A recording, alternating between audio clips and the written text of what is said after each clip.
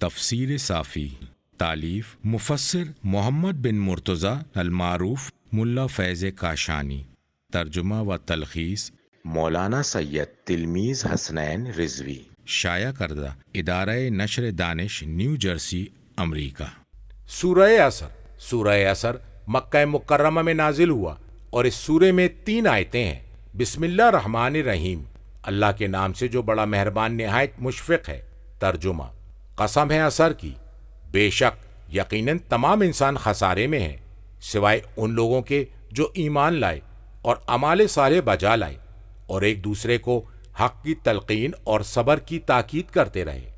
مذکور آیت کے لفظ سے مراد قسم عصر کی۔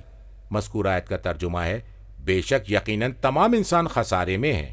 کہا گیا ہے کہ نماز عصر کی قسم کھائی ہے یا عصر نبوت کی قسم ہے کہ یقیناً تمام انسان اپنی مساعی کوششوں اور کاوشوں میں اور اپنی عمروں کو اپنے مطالب کو حاصل کرنے کے لیے صرف کر کے نقصان اور گھاٹے میں ہیں۔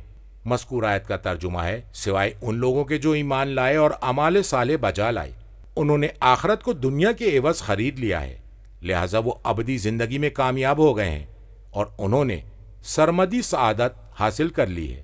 مذکور آیت کا ترجمہ ہے اور ایک دوسرے کو حق کی تلقین کی۔ حق یعنی جو چیز ثابت ہو چکی ہے، اعتقاد سے اس کا تعلق ہو یا عمل سے، اس کا انکار ممکن نہیں ہے۔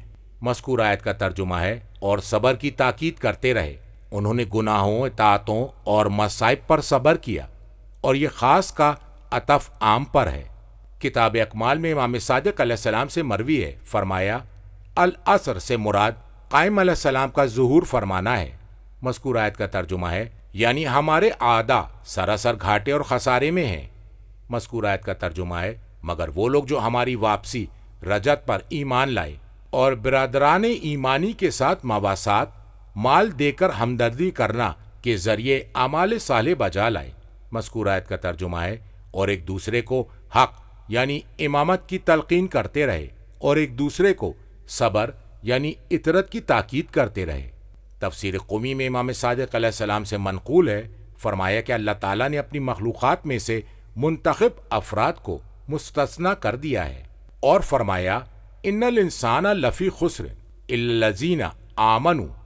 وہ فرما رہا ہے کہ تم ولایت امیر المومنین علیہ السلام پر ایمان لاؤ۔ مذکور آیت کا ترجمہ ہے اور حق کی تلقین کرو، یعنی ان کی ذریات اور جو ان کے بعد آئے ہیں ان کی ولایت کی تلقین کرو اور اس پر صبر کرو۔ کتاب ثواب الاعمال اور تفسیر مجموع البیان میں امام صادق علیہ السلام سے مروی ہے کہ جو شخص اپنی نافلہ نمازوں میں سورہ عصر کی تلاوت کرے گا تو اللہ تعالیٰ ایسے شخص کو قیامت کے دن روشن چہرے کے ساتھ مبعوث کرے گا۔ وہ مسکراتا ہوگا، اس کی آنکھیں ٹھنڈی ہوں گی، یہاں تک کہ وہ جنت میں داخل ہو جائے گا۔